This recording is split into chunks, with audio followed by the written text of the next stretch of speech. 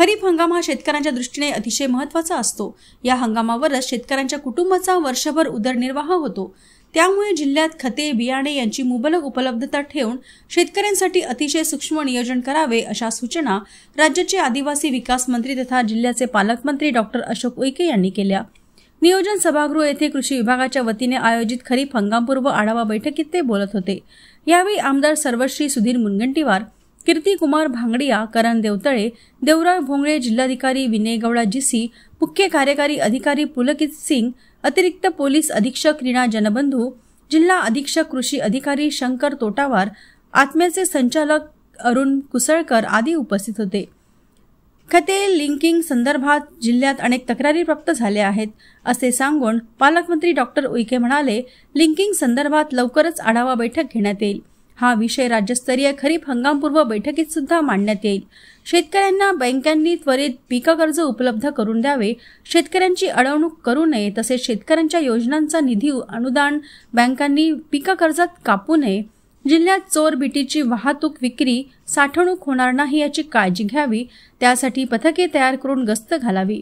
गाव स्तरावरील कृषी यंत्रणेने प्रत्यक्ष गावात जाऊन शेतकऱ्यांना मार्गदर्शन करावे। जिल्ह्याच्या कृषी विषयक बाबींची माहिती राज्यस्तरीय बैठकीत मांडण्यात येईल असेही डॉक्टर उईके यांनी सांगितले। आमदार सुधीर मुनगंटीवार म्हणाले, चंद्रपूर हा धानाचा जिल्हा आहे। एक जिल्हा एक उत्पादन या अंतर्गत चंद्रपूरमध्ये धान अधिरेखित झाले आहे। राज्य सरकारने धरणाचे उत्पादन तसेच अत्याधुनिक तंत्रज्ञानासाठी चंद्रपूर जिल्ह्याला दरवर्षी 20 कोटी रुपये द्यावे। शेततळ्याचे अनुदान 75,000 रुपयावरून 90,000 रुपये करावे। रोजगार हमी योजनेचे प्रलंबित 45 कोटी रुपये ताबडतोब जिल्ह्याला मिळावे, तसेच शेतकऱ्यांना वीज कनेक्शन देण्याचे धोरण ठरवावे अशी मागणी आमदार मुनगंटीवार यांनी केली। यावेळी इतरही आमदारांनी सूचना केल्या। चंद्रपूर जिल्ह्यात एकूण 5,52,729 हेक्टर क्षेत्र लागवडीखाली आहे।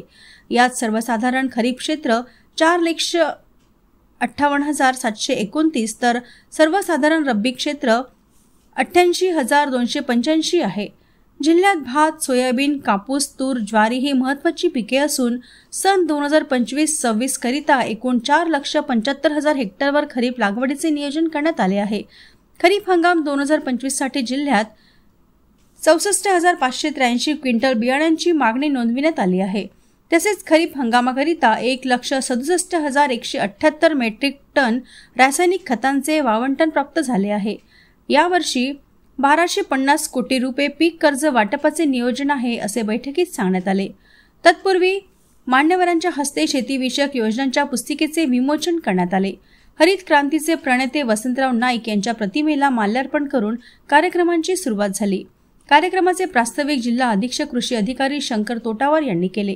बैठकीला कृषी विभागाचे अधिकारी, बँकेचे अधिकारी, कृषी केंद्र संचालक आदी उपस्थित होते।